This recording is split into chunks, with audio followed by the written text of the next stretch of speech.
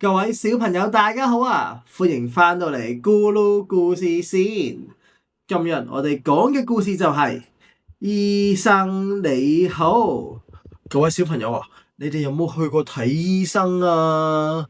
當你生病唔舒服嘅時候啊，醫生咧就可以幫到你變返身體健康啦。唔知呢個醫生會遇到啲咩病人呢？我哋一齊睇下先。下一位，我哋而家喺診所裏邊嘅等候室，有6隻小動物喺度等緊睇醫生喎。我哋睇下有邊個先。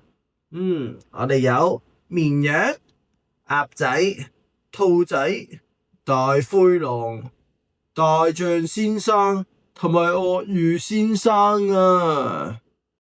鱷魚先生去到醫生嘅聽診室之後就話啦：醫生你好啊，我呢隻牙齒好痛啊。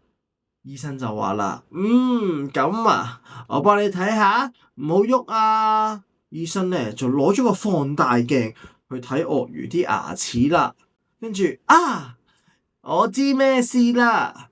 然後咧，醫生就攞咗個鉗出嚟，就話啦，用呢個咧就應該冇問題啦。醫生就叫鱷魚繼續擘大個口，然後咧將個鉗落去佢隻牙嗰度。噔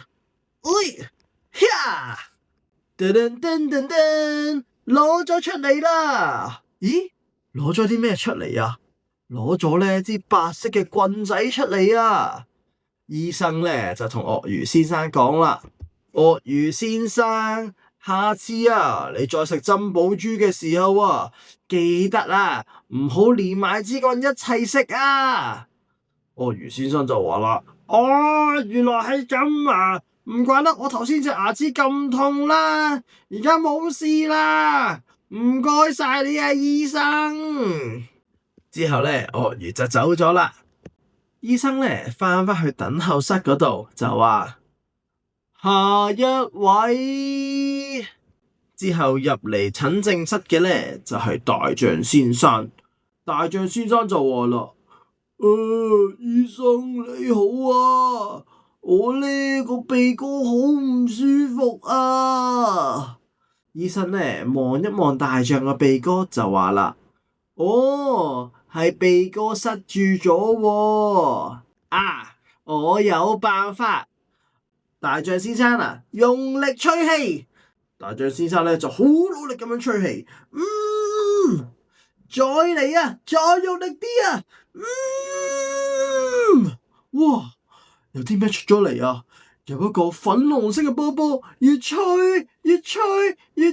就越大啊！之後咧，粉紅色波波好大好大好大。呢個時候咧，醫生就攞咗支針出嚟，一吉，嘭！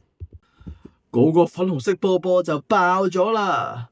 然後咧，醫生就話：搞掂，大象先生啊，以後記住唔好再用個鼻哥嚟食香口膠啦。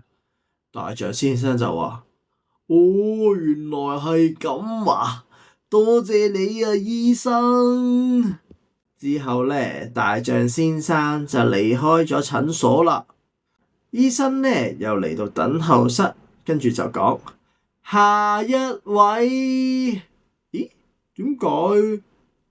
點解好似有啲動物未睇醫生就已經唔見咗嘅？接下落嚟咧，睇醫生嘅就係大灰狼啦。大灰狼就話啦：醫生你好啊，我呢個肚仔好痛啊。醫生就話啦：俾我睇下，將個嘴擘大啲。然後咧，大灰狼就醫生咧就用電筒望下大灰狼個口裏面發生咩事啦。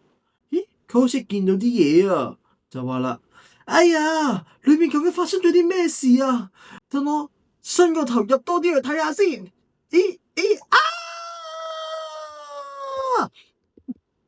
咕嚕好味道。咦，醫生俾大灰狼食咗啊！之後咧，呢個醫生又嚟到等候室前邊就話啦：下一位啊！小朋友啊，你估唔估到本身嗰個醫生見到啲乜嘢呢？小朋友，快啲將答案話俾我聽啦！今次嘅故事就講到呢度啦，多謝收睇咕嚕故事先，我哋下次再見，拜拜。